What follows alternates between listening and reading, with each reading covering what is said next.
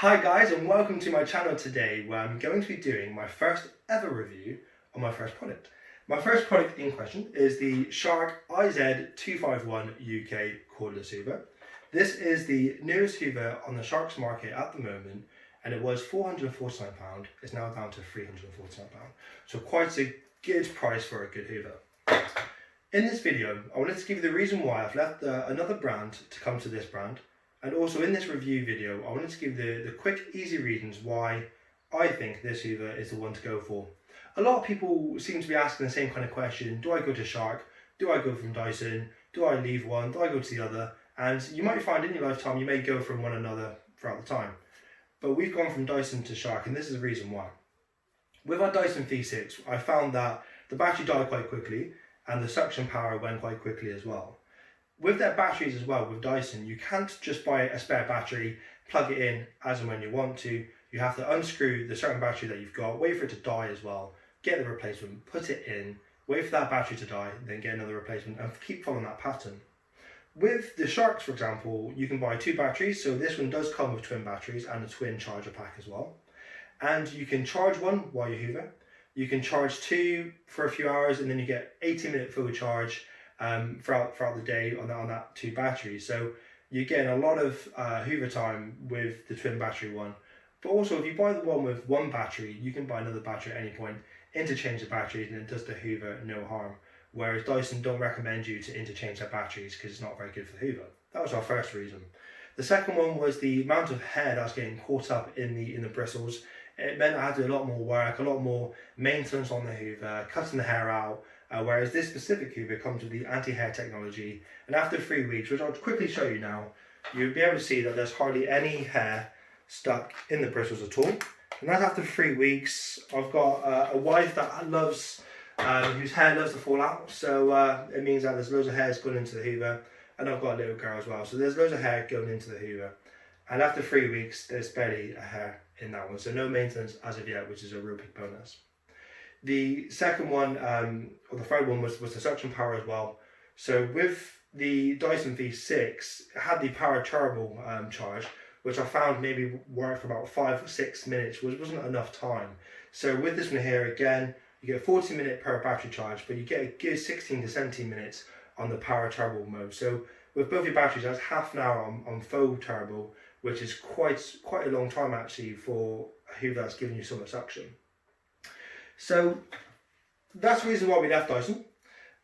With this hoover, on top of those things, so the twin batteries, the suction, you get other functions as well, which Dyson hasn't got at the moment. You've got the Flexology technology, which is so easy, but it's really good for, you know, if you've got tables, chairs, or something you need to get under. At a flick of a button, the hoover bends, just that one down. Hoover bends, and you can get underneath anything, table, chair, at real ease, which is really handy. There's no bending in the back, there's no getting down on your knees. It's purely click and you're away, which I found really easy. On this hoover as well, I don't know if you can see this here, you've got the laminate mode and you've got the carpet mode. So one flick, and you're on the laminate, 2 clicks, and you're on the carpet. And it's that easy from going from carpet to laminate. You have the heads down here as well. So if I get the head for you here, what I found with the Dyson was, because you didn't have this bristle here at the front of the Dyson, when you had a big a big mess to clear up, it kind of went everywhere. Whereas what I find with this one here, as long as you go slow enough, everything gets caught underneath the brush, goes into the bristles, and it goes straight up to the hoover. So there's no mess, there's no kind of overspray that I found so far, which is really handy. And you also get with this hoover as well, which I find really good, especially with laminate with flooring with creases, is, if I can get this back in, you've got the LED lights, which I'll show you now.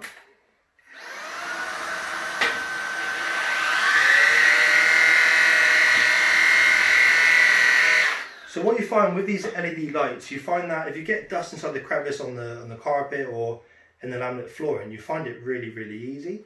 Especially at night time, it just highlights all the dust, and if you have mist somewhere, you'll quickly know about it. So I found that really good as well. With the bins, I'm not going to say that this is better or anything like that. I know with the new Dyson Cyclone, you've got the button where you kind of press it and it pushes out. So I would say that if you're going to get the Dyson Cyclone or the Dyson V11, that's kind of one plus for the Dyson. But apart from that, really, I think that this hoover here trumps the Dyson. The other reason as well is the storage. So if you have, you know, somewhere small that you normally put your hoover or you store it, with this one here, again, with that button where you click it, it just stores into a really small compact hoover, which I find really, really easy. So that's the reason why I think this hoover might be best for you guys. It's got loads of different functions. It's a really good price at the moment, especially. And yeah, I mean, so far this hoover's been really, really good.